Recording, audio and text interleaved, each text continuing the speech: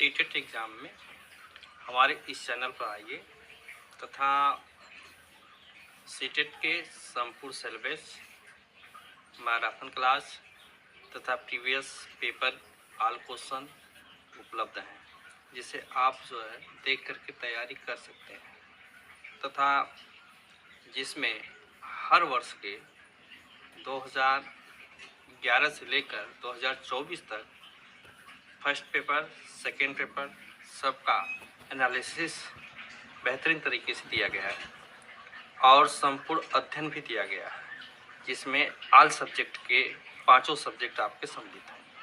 तो चैनल को like, subscribe तथा कमेंट कीजिए, वीडियो ज़्यादा से ज़्यादा शेयर कीजिए। आइए हम चलते हैं फटाफट के अंदाज में कंप्यूटर स्क्रीन पर और सारे क्वेश्चनों को एनालिसिस करके तैयारी करें। 100% के साथ आप अच्छे अंक प्राप्त करेंगे। सूत्र प्रवर्तक हर्बर्ट स्पेंसर एवं कैमेनियस ने शिक्षण सूत्र उस धागे के समान होता है जो अध्यापक अपने मस्तिष्क के ज्ञान के प्रकाश ज्ञान के द्वारा छात्र के ज्ञान को केंद्रित करता है, जिसमें निम्न परिभाषाओं के नाम से जाना जाता है। निम्न इनके समीकरण होते हैं। सूत्र में देखा जाए, पहला सूत्र होता है इसका सरल से कठिन की ओर, सरल से कठिन की ओर, जिसे यह सूत्र मानव स्वभाव पर आधारित होता है।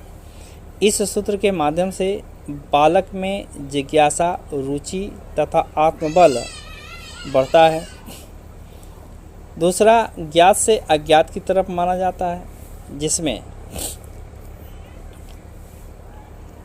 सूत्र पूर्व ज्ञान पर आधारित होता है। अर्जित ज्ञान को आधार मानकर विषय वस्तु को अस्पष्ट करना। तीसरा पूर्ण अंश से अंश की ओर, संपूर्ण विषय को बालक के सामने प्रस्तुत करना तथा उसे लघु रूप में विषय वस्तु का स्पष्टीकरण करना। पूर्ण से अंश की ओर शिक्षण विधि कहलाता है। मैथ में जब हम पढ़ते हैं तो यही आगमन विधि, निगमन विधि 2 तरह से जानते हैं।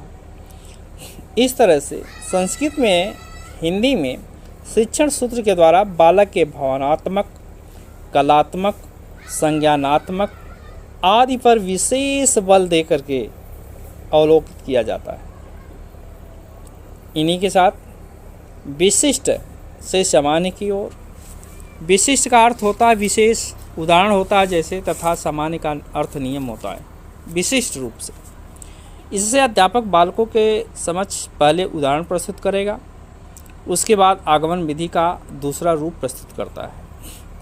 सामान्य है सामान्य दृष्टि, सामान्य से विशिष्ट की ओर। इससे अध्यापक बालकों के समक्ष पहले नियम प्रस्तुत करेगा, बाद में नियम के माध्यम से उदाहरण प्रस्तुत करेगा। यह निगमन विधि का दूसरा रूप कहलाता है। तीसरा आता है प्रत्यक्ष विधि, प्रत्यक्ष से अप्रत्यक्ष की ओर। इसमें क्या सत्यापन होता है, जिसमें देखा जाता है इस शिक्षण सूत्र का दूसरा नाम मूर्त रूप से अमूर्त की ओर चलता है, जिसे स्थूल से सूक्ष्म की ओर कहते हैं। वेरी मोस्ट इम्पॉर्टेंट, जिसे हम जाना जाते हैं प्रत्यक्ष से अप्रत्यक्ष की ओर, मूर्त से अमूर्त की ओर तथा स्थूल से सूक्ष्म की ओर। ये विधि मानी जाती है। सातवां आता है विश्लेषण से संश्लेषण की ओर। इस शिक्षण सूत्र से अध्यापक छात्र को विस्तृत ज्ञान के आधार पर, सीमित ज्ञान के आधार पर विषय वस्तु का स्फुरण करता है। ऐसे विश्लेषण करता है, फिर उसका संश्लेषण होता है। विश्लेषण का अर्थ है पूर्ण से अंश की ओर, पूर्ण से अंश की ओर, जबकि संश्लेषण का अर्थ होता है अंश से पूर्ण की ओर। अंश से पूर्ण की ओर गति होती है। 8वां मनोविज्ञान।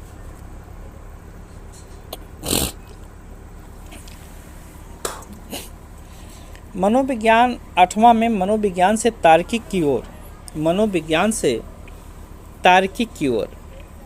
इनके अंतर्गत बालक की अंतः क्रियाओं पर विशेष बल दिया जाता है। विषय वस्तु को पूर्ण रूप से स्पष्ट करने का यह सार्वभौमिक शिक्षण सूत्र है। नवा अनुभव और तर्क की ओर, जिसमें मनोविज्ञान के तार्किक को के ये अनुभव के तर्क की ओर गति होती है। अगला है शिक्षण विधि की विशेषताएं। शिक्षण विधि की 6 निम्न विशेषताएं मानी जाती हैं, जिसमें पहला, इनके माध्यम से बालक व्यवहार में परिवर्तन लाता है। सजीवता वातावरण प्रस्तुत करना चाहिए। शिक्षण विधि करके सीखने पर आधारित होना चाहिए। शिक्षण विधि गतिशील होना चाहिए, न कि स्थिर होना चाहिए। वैज्ञानिक दृष्टिकोण होना चाहिए। बालक का सर्वांगीण विकास होना चाहिए। ये 6 प्रमुख शिक्षण विधि के पहलू होते हैं। 6 विधियों से यह सत्यापित किया जाता है। अगला स्टेप आता है इसी का। शिक्षण विधि 3 प्रकार से मानी जाती है। अब ये 3 विधियाँ शिक्षण विधियाँ 3 प्रकार की होती है। पहला प्राचीन विधि, अर्थात जिसे हम मौलिक विधि के नाम से भी जानते हैं। दूसरा नवीनतम विधि तथा अवर्चनीय विधि। तीसरा नवीनतम विधि। अब आइए इन विधियों के विषय में जानें हम। प्राचीन विधि, मौलिक विधि जिसे कहते हैं, यह विधि लॉर्ड मैकाले ने 1835 में भारत के आने से पहले प्रचलित किया था।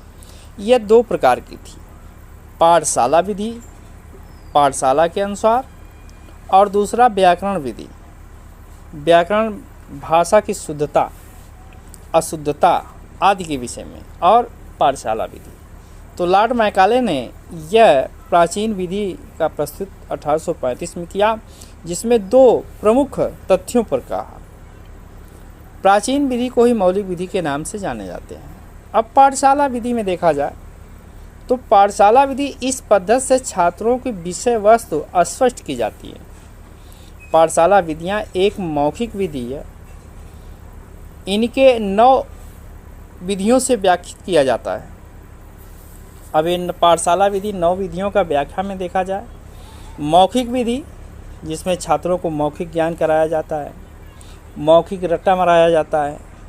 पारायण विधि, वाद विवाद विधि। पारायण विधि लिखने की प्रेरणा से देकर, वाद विवाद वार्तालाप करके, प्रश्न पूछ करके आदि, ये वाद विवाद विधि कहलाती है। प्रश्नोत्तर विधि, प्रश्नों को पूछना, खड़े करना, बच्चों में प्रश्न पूछकर उनके आत्माओं तथा उनके ज्ञान को बढ़ोतरी करना आदि क्रियाएं निर्धारित होती है।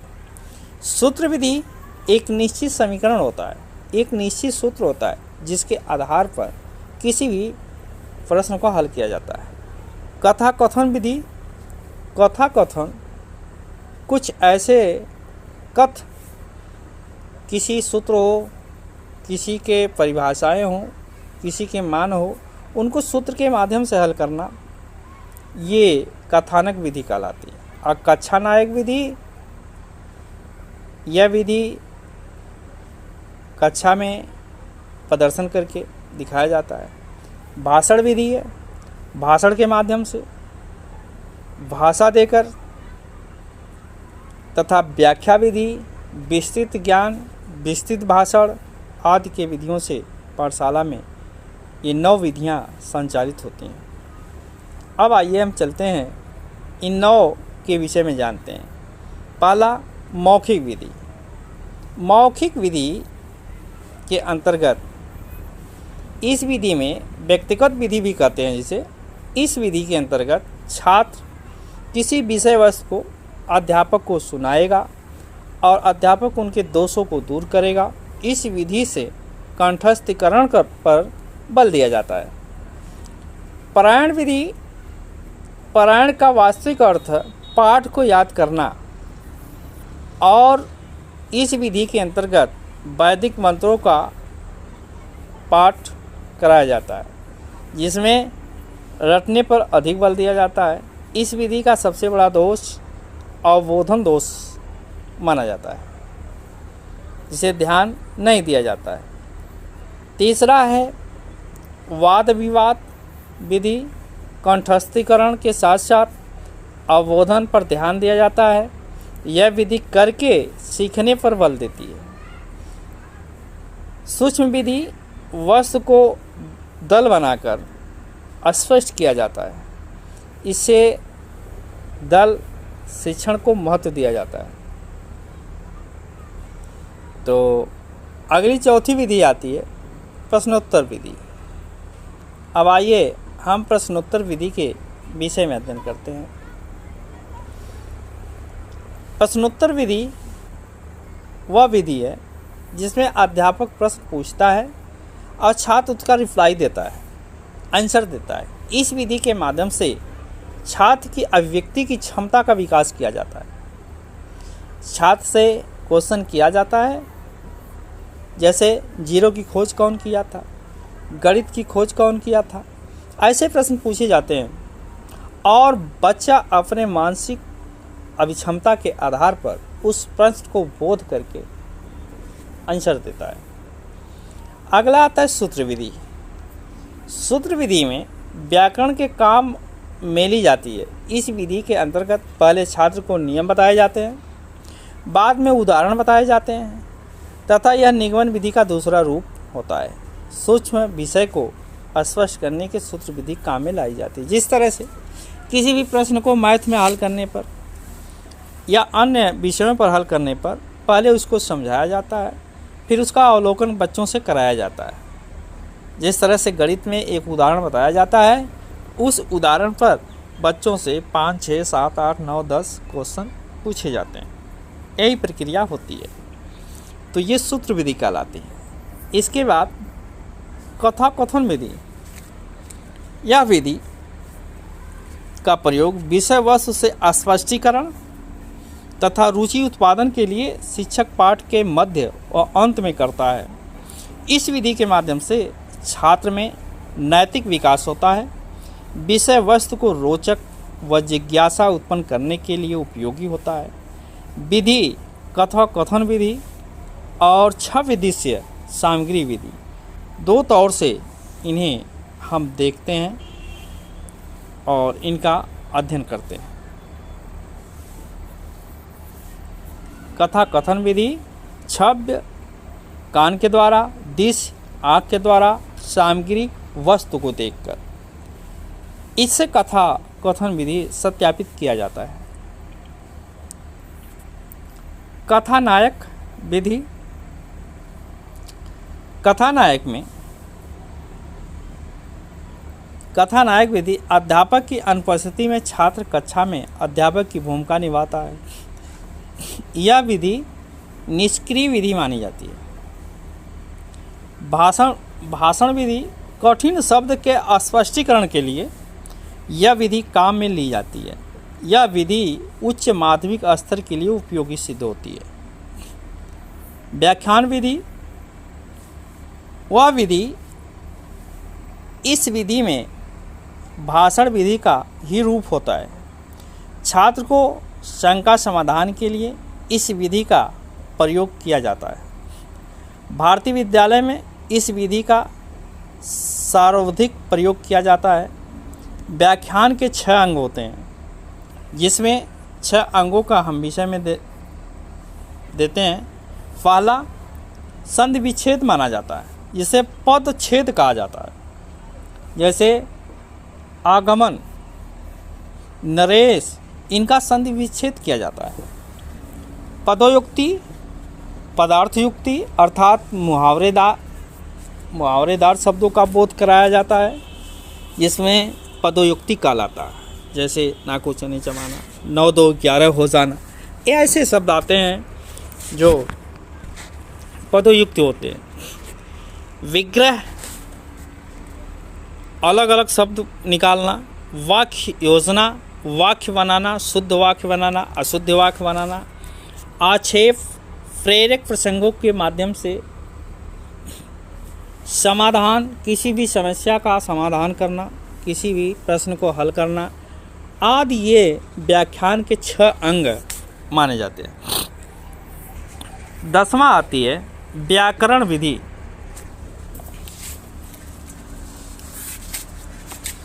व्याकरण विधि में देखा जाता है,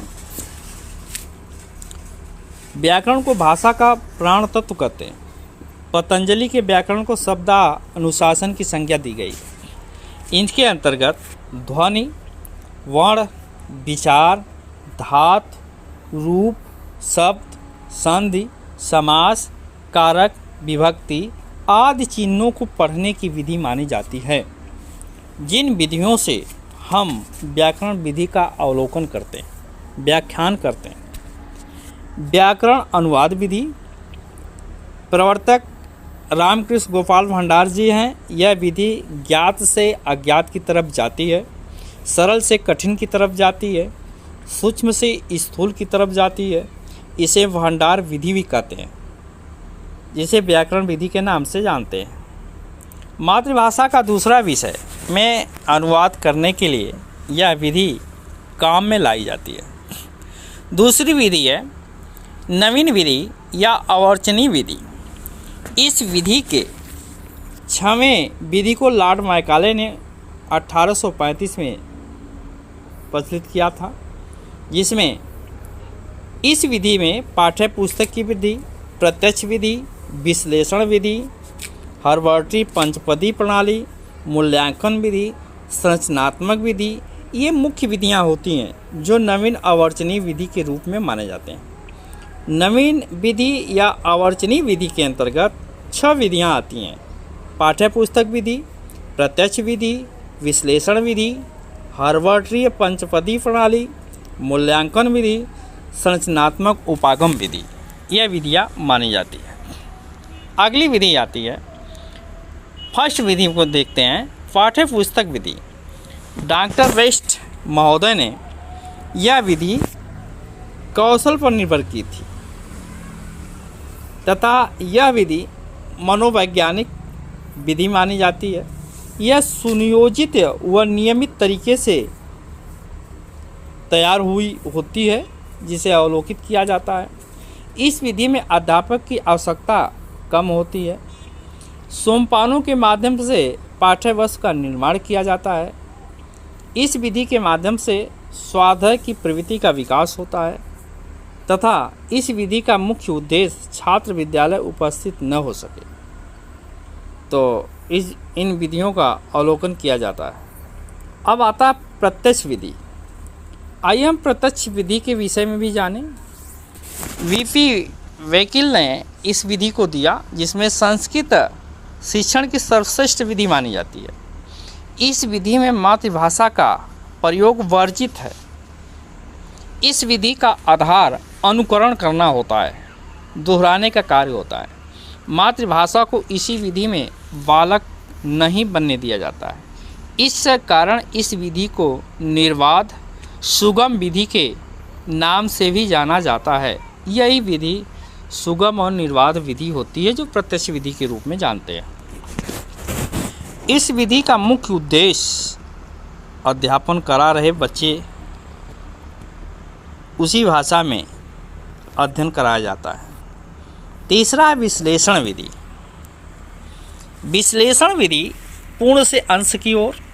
इस विधि में विषय वस्तु को पूर्ण रूप से छात्रों के स्पष्ट कर दिया जाता है तथा इस विधि विशेष रूप से व्याकरण व कथा पाठ के लिए उपयोगी मानी जाती है। चौथी विधि हर्बर्टी होती है।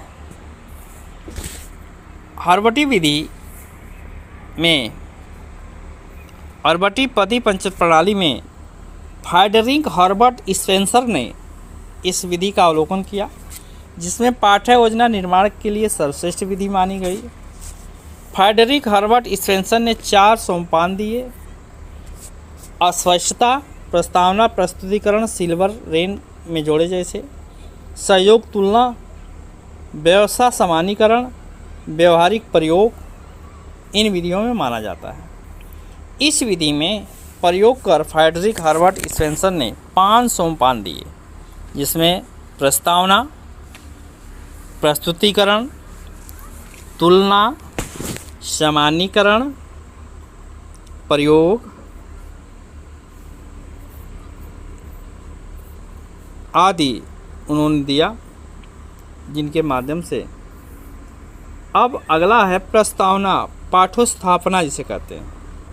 पाठोस्थापना में इस विधि का मुख्य उद्देश्य नवीन विज्ञान को ग्रहण करने, उचित वातावरण तैयार करना, ज्ञात से अज्ञात की तरफ चलना, नवीन ज्ञान को सीखने के लिए पूर्व ज्ञान में होना तथा प्रस्तावना का मुख्य उद्दीपक के रूप में कार्य करना सत्यापित माना जाता है। अगला स्टेप आता है प्रस्तुतिकरण। इस विधि में विषय वस्तु को पूर्ण रूप से छात्र के सामने अस्पष्ट प्रस्तुत किया जाता है, जिसमें काठिन्य निवारण, आदर्श वाचन, अनुकरण वाचन, व्याख्या, अशुद्धि संशोधन आदि के रूप से जाना जाता है। मुख्य उद्देश्य इस विषय में पूर्ण रूप से माना जाता है, जिसमें विषय को पूर्ण रूप से छात्रों के सामने प्रस्तुत किया जाता है।